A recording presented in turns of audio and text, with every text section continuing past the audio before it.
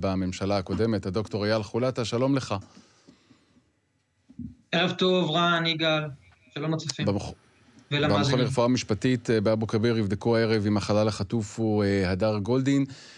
דוקטור חולטה, אני רוצה לשאול אותך בערב הזה, אם יש משהו חדש שאתה יכול לומר בערב הזה על המאמצים לחפש אחר הדר גולדין בתקופה שבה אתה היית בתפקיד? קודם כל, אני אכבד את הבקשה של המשפחה ונמתין כמובן עד שיסתיים הזיהוי הסופי. משפחת גולדין, משפחה שלמדתי להכיר רק בתפקידי כראש מל"ל, לפני זה לא עסקתי בסוגיות האלה, ולמדתי להכיר משפחה אמיצה, גיבורה, צילת נפש, שנאבקת לא רק עבור הדר, עבור משפחתם הם, אלא עבור הציבור הישראלי כולו, עבור הערכים שכולנו גדלנו עליהם ומאמינים בהם. וכן, בממשלה הקודמת אנחנו טיפלנו במשא ומתן, אז היו שני חללים, הדר גולדין, אורון שאול, ושני אזרחים חיים, אברה מנגיסטו והישאם סייד. לצערי, בזמן שעמד לרשותנו, אמנם התקדמנו, אבל לא הגענו לסיום המשא ומתן ההוא.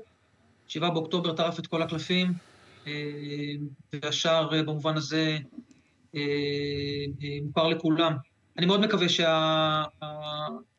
שהחזרה של הדר אכן קרתה, והמשפחה תוכל לסגור את הפרק הזה, וכולנו נוכל לסגור את הפרק הזה, אבל גם אם כן, יש עוד 4 נוספים, ואנחנו צריכים כולנו לזכור שהמאבק הזה לא יסתיים, עד שכולם חוזרים, כולם.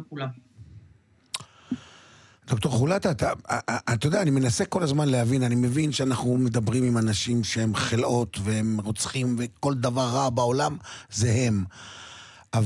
ואני יודע, יש גם גמרא שאומרת, רשעים אפילו על פתחו של גיהנום לא עושים תשובה, בפתח של הגיהנום. הם מבינים שבעוד כמה ימים צריכים לעבור לשלב ב', ועדיין ממשיכים להתעלל בנו ובמשפחות ובצה"ל.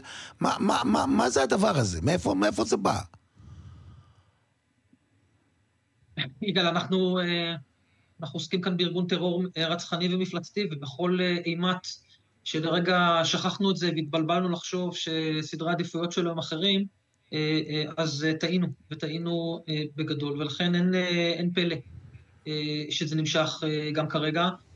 אנחנו, ובפרט אגב, לגבי הדר... מה הם מרוויחים מזה, אבל? מה הרווח שלהם? מה הם חושבים לעצמם? שמה? יגאל, אני אענה לך באופן הזה, ואולי בגלל זה היה לי חשוב. אני עונה לך, אולי בגלל זה היה לי חשוב לעלות היום. אני לא בארץ כרגע, אני בפגישות עבודה בארצות הברית שוב, והיה לי חשוב לעלות ביום הזה, בדיוק בגלל זה. מה שהם מנסים להרוויח זה מה שאסור שניתן להם. את התחושה הזאת שהם יכולים להמשיך לפלג בינינו ולסכסך בינינו, ולגרום לנו לפקפק בערכים הבסיסיים שלנו, שיש ויכוחים בתוך ישראל, והיו בחודשים האחרונים, בשנתיים האחרונות, על חשיבות החזרת החטופים, על חשיבות החזרת החללים, על התחושה הזאת שהאירוע כבר נגמר, כי ממשיכים הלאה, וכי חשוב יותר דברים אחרים, וכי חשוב יותר להמשיך עד איזשהו ניצחון מוחלט ובלתי מושג. ואני אומר לו, ישראל לא יכולה הייתה לסיים, ולא תוכל לסיים את הטרגדיה הנוראית הזאת של 7 באוקטובר, בלי להחזיר את כולם הביתה. בלי שאנחנו נזכור את הערכים המאוד בסיסיים האלה של ערבות הדדית, של רעות, של השותפות הזאת, של שותפות הגורל של כולנו. כשחלל צה"ל איתי חן נקבר היום, ואף גורם בממשלת ישראל לא רואה לנכון לעמוד מול הציבור ולדבר. השליח סטיב וויטקוף שלח נאום מוקלט מוושינגטון, עד כדי כך זה היה חשוב. אלה בדיוק הדברים שאנחנו כולנו צריכים לזכור ביום הזה. אבא שאתם הזכרתם ושידרתם קודם את הדברים של חגית של אמא שלו, איתי חן אמר דברים מאוד נוקבים היום. סליחה, רובי חן אמר דברים מאוד נוקבים היום בלוויה של בנו איתי, דברים מהדהדים. אני חושב שכולנו צריכים לזכור את הנקודה הזאת. חמאס חושב שהוא יכול לסכסך בינינו ולשחק ולהחזיר ולא להחזיר.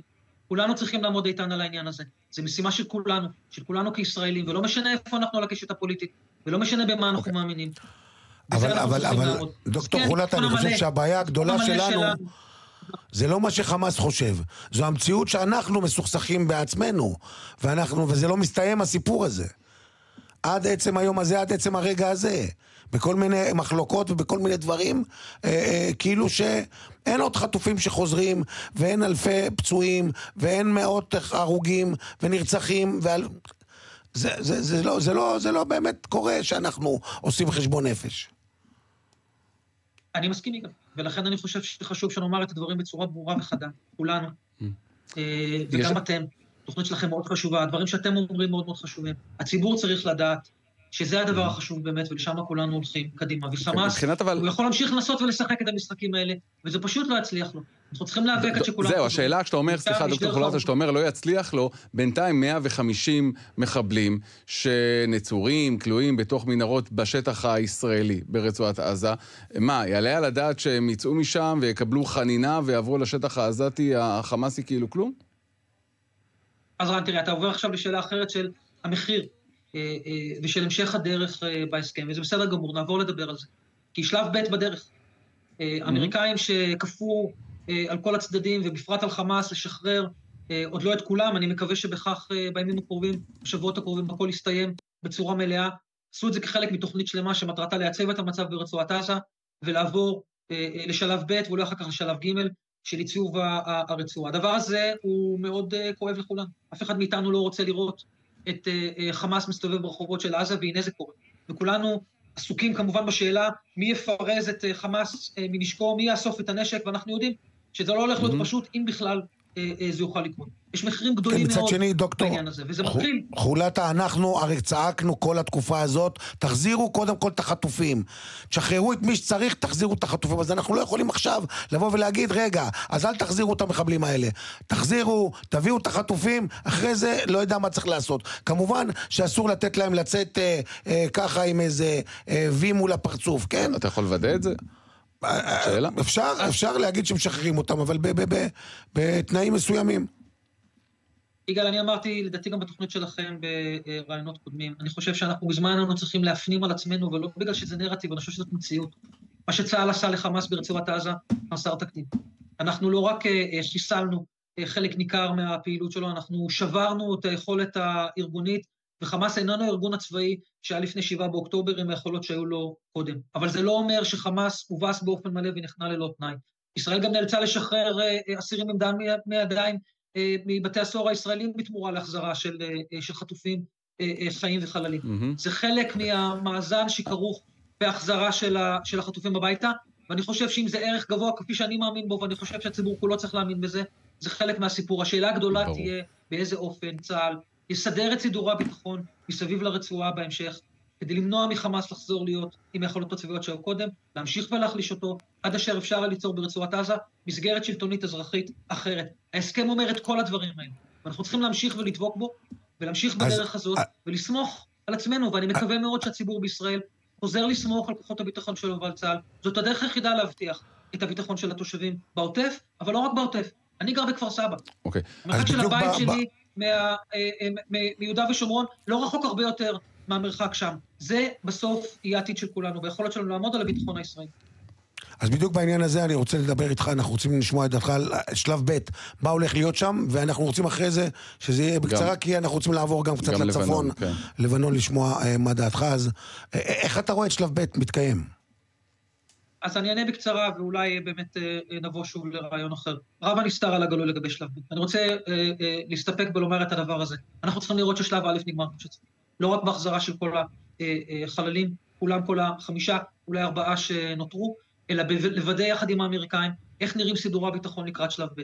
צריך לוודא שלא נכנסים לרצועת עזה כוחות שאחר כך יהיה לנו קשה מאוד להוציא אותם, כמו טורקים וקטרים. לא ככה ההסכם הזה נבנה, כשראש הממשלה נתניהו והשר דרמר התחילו לדון בו לפני יותר משנה, אז דובר על כוחות אמירותיים, שחקנים שהם יותר נוחים לנו ויותר קרובים אלינו. חייבים לסדר את מעבר הגבול בדרום הרצועה, בגבול עם סיני, את מעבר רפיח, אם צריך לראות שבונים מכשול תת-קרקעי כדי שלא יהיו שם מנהרות. חייבים לטפל, כמו שהרמטכ"ל הנחה, בהברחות מעל הגדר עם הרחפני הענק שעוברים שם.